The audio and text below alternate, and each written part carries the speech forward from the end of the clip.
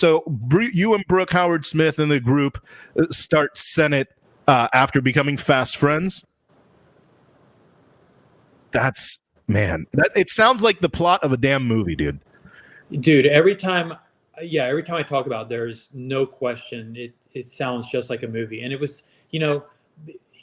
because it was so absurd. I mean, looking back at it, right, the fact that rollerblading was kind of like the thread that wove the entire narrative together, I mean, it just makes it such a wild story, but it also ties it like so distinctively to the time. Like it's such a 90s, story with the rollerblading and the baggy clothes, right, and the boardwalk.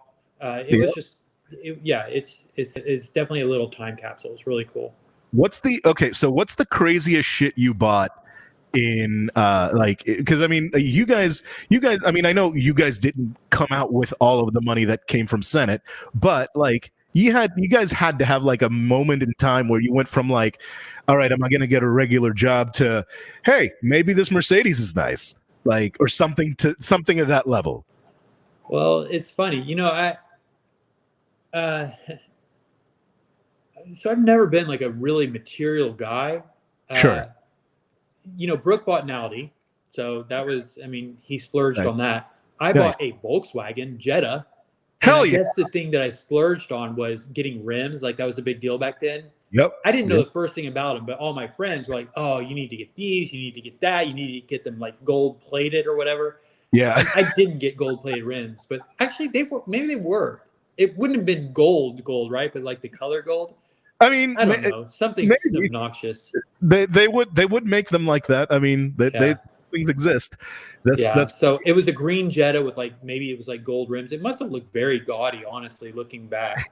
But it's kind of like that though. I mean, that was the era of No Limit Soldiers and shit. Like exactly. And I love No Limit Soldiers. Yeah. I love Master P. That's awesome, dude. Hoax 2 Anarchy. Is it Hoax 2 Anarchy Across America? Yeah. Which one? Okay, Hoax 2 Anarchy Across America it's one of the videos that I still watch. I mean, I probably watched it 6 months ago. Really? Like straight up. And it's just so, because dude, it was I think maybe you mentioned it, that it was like your real world. Yeah. It was like real world, but with rollerblade. It's like, it was a dream come. It's just, like I said, a damn movie. Yeah. But Chris Edwards made a great point when I was talking to him in the last interview. He mentioned that that he himself, and I guess it's because he was in the first class, didn't seem to get much flack from the other action sports back in those days. I personally remember getting into fights, kids calling me fruit booter. I mean, as late as 97. Yeah. So like and I was actually just rewatching Barely Dead, and you detail pretty well the flack that we were getting as rollerbladers by sharing your own experience. But in the same flick, you describe the flip of the skateboarder, from being the punk rock icon, the counterculture, to being the mainstream, or being the, can you do you see the respect? Do you think that rollerblading is getting the respect now that we deserve? Yeah, there's no question. I mean, I do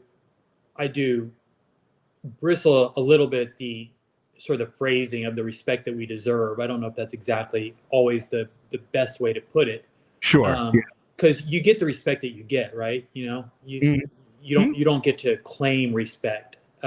It's true. You either get it or you don't. That is a very good point.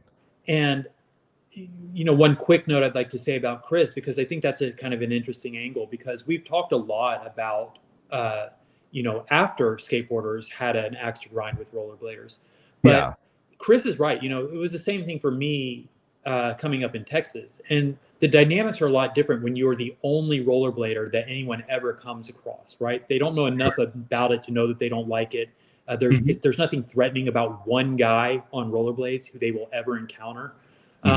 It's only when rollerbladers start showing up in mass at skate parks and they start wearing baggy clothes and they're always in the way and they're waxing the coping and their tricks look stupid. The scooter.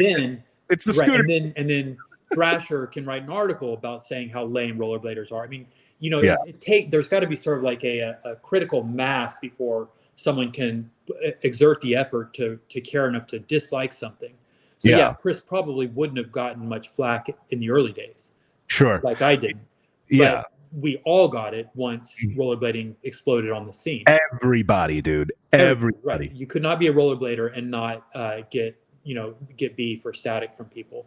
Yeah, I felt like it was the punk rock kids. I felt like it was the stories that I heard from the punk rock kids from the 1960s and 70s, where they were actually getting beat up because they were like part of this subculture.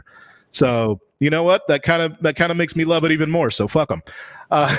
Well, exactly, and it's honestly, it's kind of like, it's forged by fire, right? Or it's like trial by fire. I mean, it's like when you talk about the respect that you deserve, you don't just show up on the scene and deserve respect. You can't just say, hey, we're here, we're rollerbladers, respect us.